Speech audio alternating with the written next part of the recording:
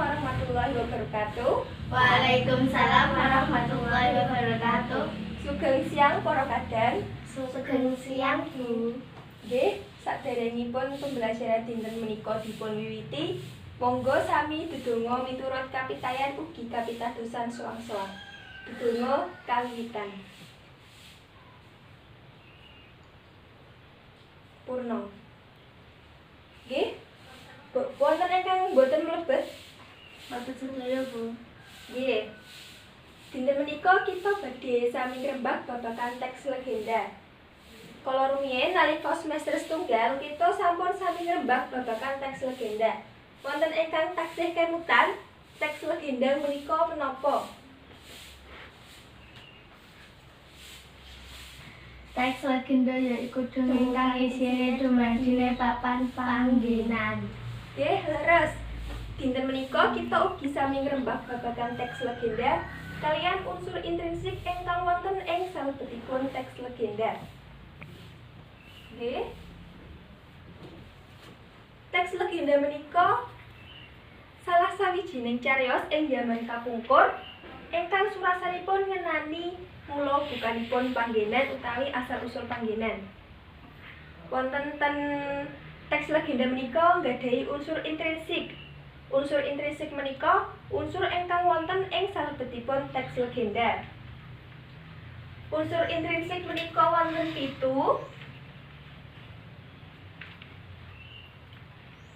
Ingkang sepisan wonten tema. Tema menika dasaripun cariyos. Dados teks legenda menika mesti nggadhahi tema. Ingkang angka kalih wonten paraga. Paraga menika tokoh ingkang wonten ing salebetipun teks legenda. Ingkang angka 3 wonten wewataan. Wewataan menika sifat paraga ingkang bentenake kaliyan paraga-paraga sanesipun. Dados saben paraga menika mesti nggadhahi setunggal sifat. Ingkang angka sekawan wonten alur.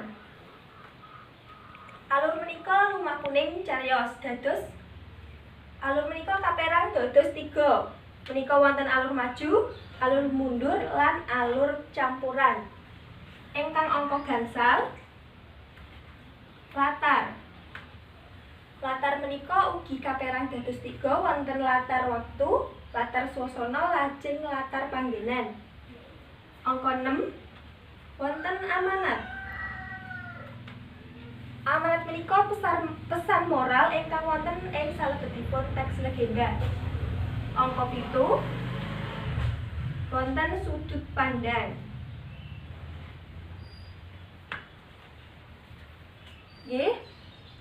Monggo saged dipun pirsani wonten bukunipun piyambak. Kaca nomor 7 menika wonten tuladha ngenani teks legenda. Saged dipun waos. Monggo.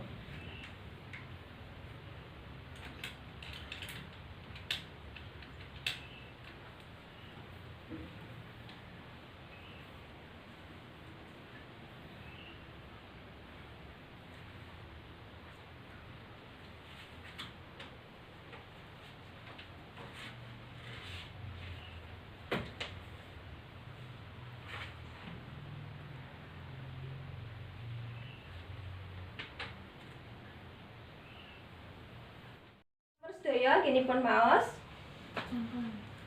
Menawi sampun monggo kita ucali unsur intrinsik ingkang wonten ing salebetipun teks legenda. Ingkang sepisan irah-irahan. Menapa irah-irahanipun teks legenda menika? Bebet tanah Bang Sri. Nggih, leres. Lajeng angka kalih paraga. Paraga menapa ingkang wonten ing teks legenda menika sinten kemawon? Paraganipun inggih menika Ki Jenggotan, Ki Banjar, Dewi Wiji, Ki Gedhe, Bansri, Ki Suragata. Lajeng latar. Wonten pundi lataripun? Latar wonten cariyos mamika ten desa Bang Sri. Nggih, leres dados teks legenda menika lataripun wonten ten desa Bangsri. Wonten ngandhapipun teks legenda menika wonten gladhen. Gladhen menika saged dipun wangsuli lan diserat wonten bukunipun piyambak-piyambak.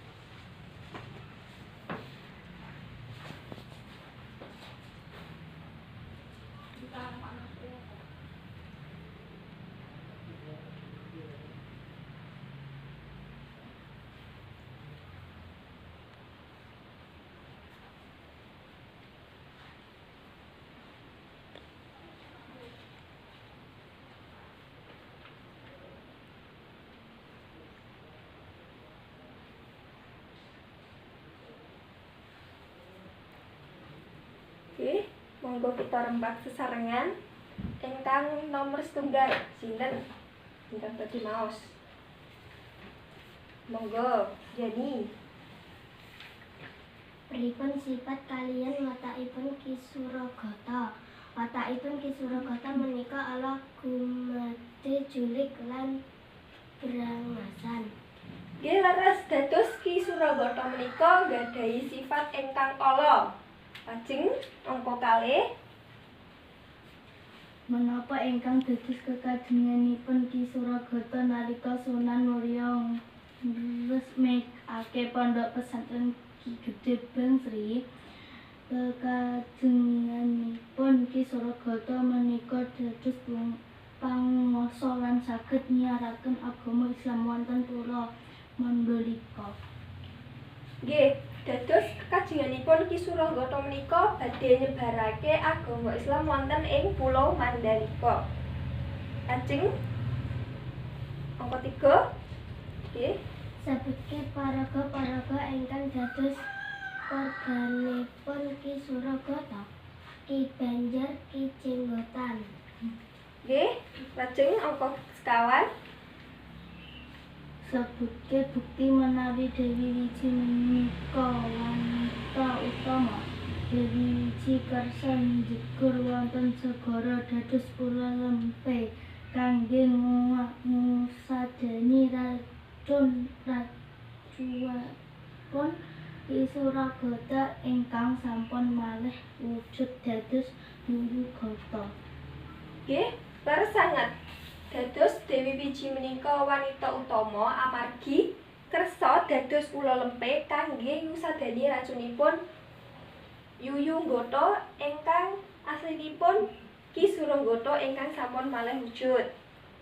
Lajeng ingkang pungkasan nggih Desa menapa kemawon ingkang wonten ing salebetipun cariyos babat tanah Bangsri, Desa Kembang, Desa Wewardilan.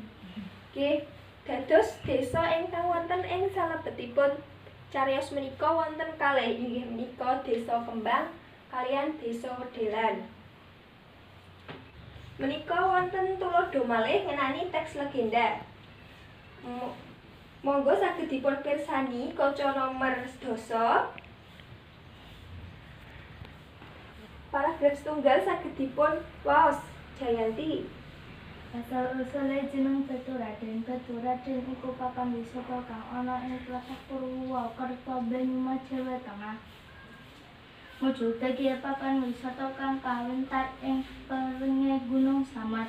Papan rekreasi Beturaden iki duwéni kaluwihan menawa dibandingake papan wisata liyane amarga duwé sumber banyu panas kang katelah pancuran 7 lan pancuran 3.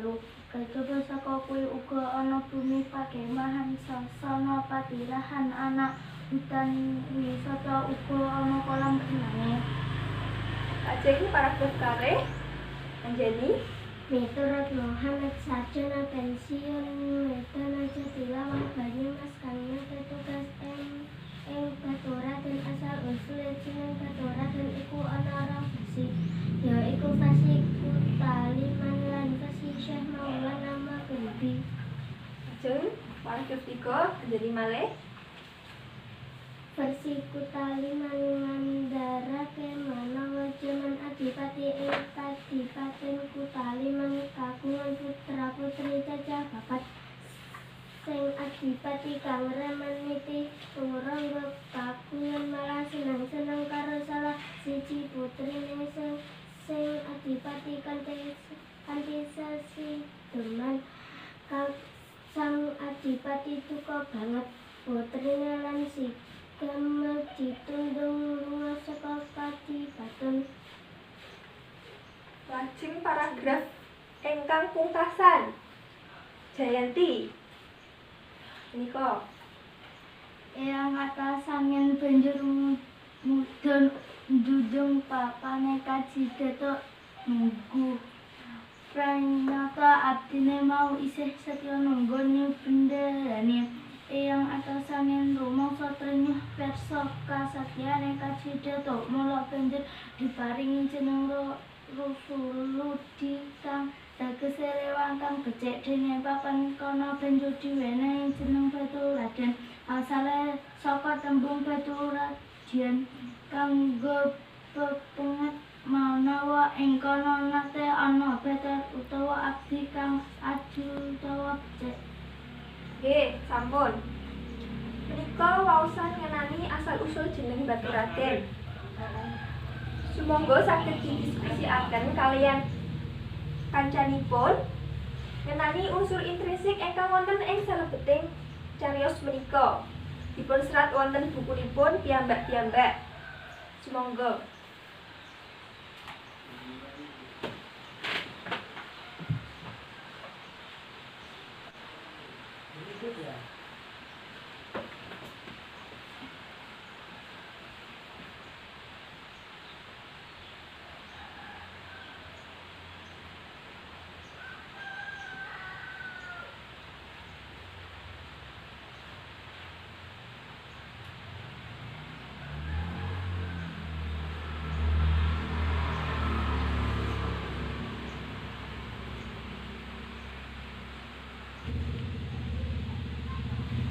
Sampun sedaya anggenipun mencari unsur intrinsik.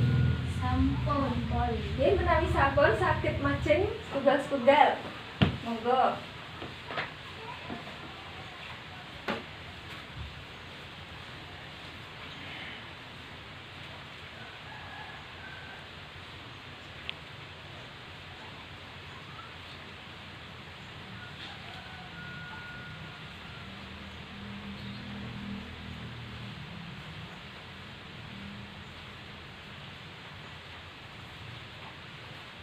Oke, salajengipun sinten?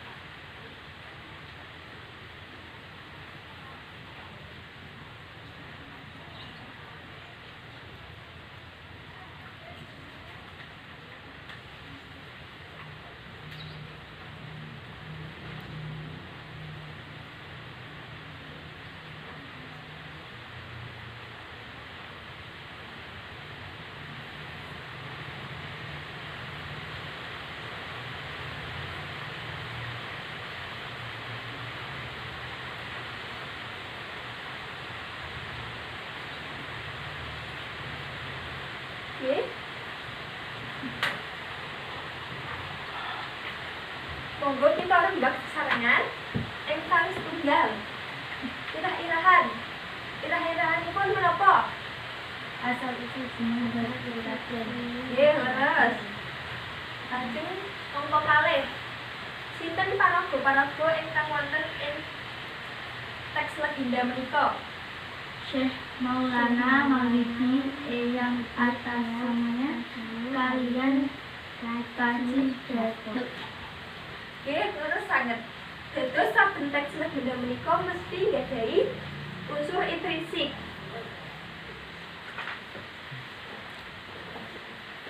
Lajeng kita badhe ngrembak ngenani pokok-pokok ingkang wonten ing saben paragraf teks legenda.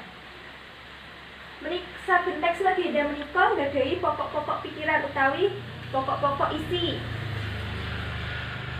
Menika saged dipun rembag kaliyan kancanipun, dipun serat wonten buku, mangke dipun waos wonten ngajeng menika. Sumangga.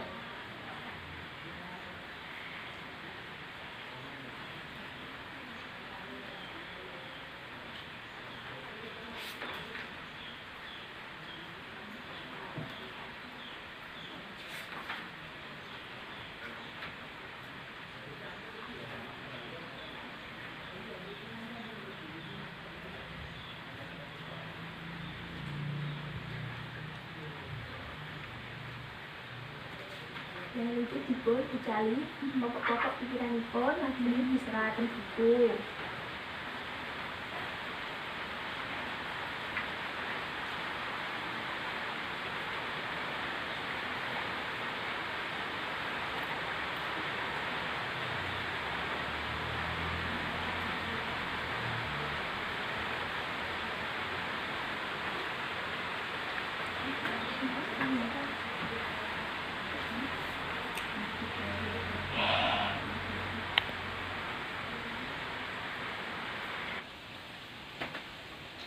Sampun sedaya nginipun ngucali pokok-pokok per paragrafipun. Sampun. Menawi sampun saged dipun waos wonten ngajeng paragraf setunggal. Anjani, sumangga.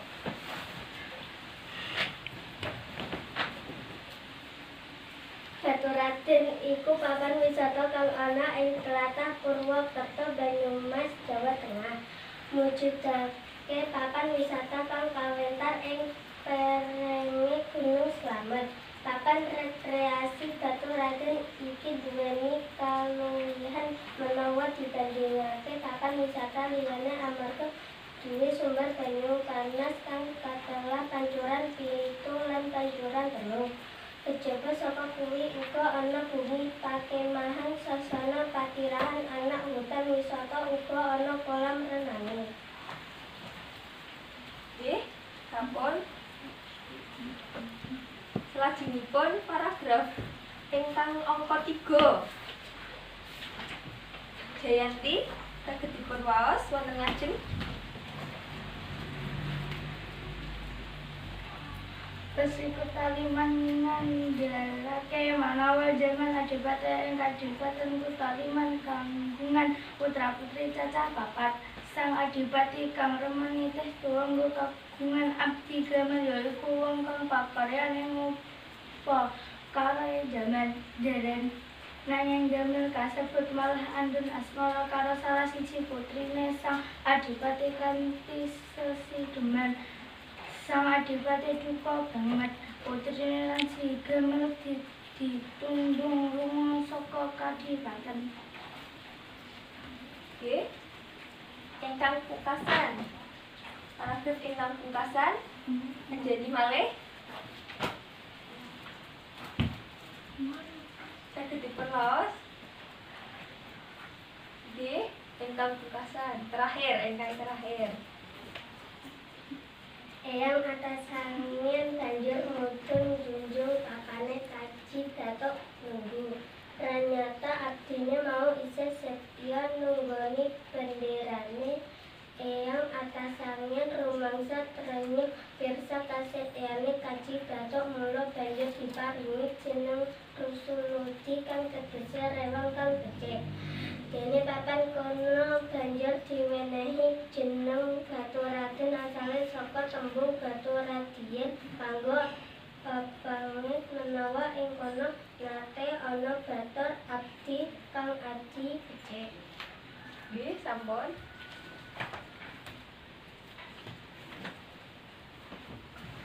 Dados menawi badhe ndamel teks legenda menika kedah dipun susun setunggal-setunggal per paragraf, pokok-pokokipun per paragraf. Nggih, amargi wekdalipun sampun telas, monggo saged kita cekapi. Ananging kula badhe nyuwun pirsa, unsur intrinsik menapa kemawon ingkang wonten ing teks legenda menika. Wonten pinten? itu Nggih, menapa kemawon? tema Tema paraga wewatakan alur latar amalan sudut pandang. Nggih, leres sanget dados teks legenda menika nggadhahi 7 unsur intrinsik. Minggu ngajeng kita badhe sami ngrembak babagan teks legenda malih, ananging ngenani nyerat teks legenda ingkang sae lan ginakaken basa krama. Nggih, kangge mungkasi pembelajaran ing dinten menika monggo saged dedonga miturut kapitayan ugi kapitadosan selang-selang. Dedonga kawiwitan.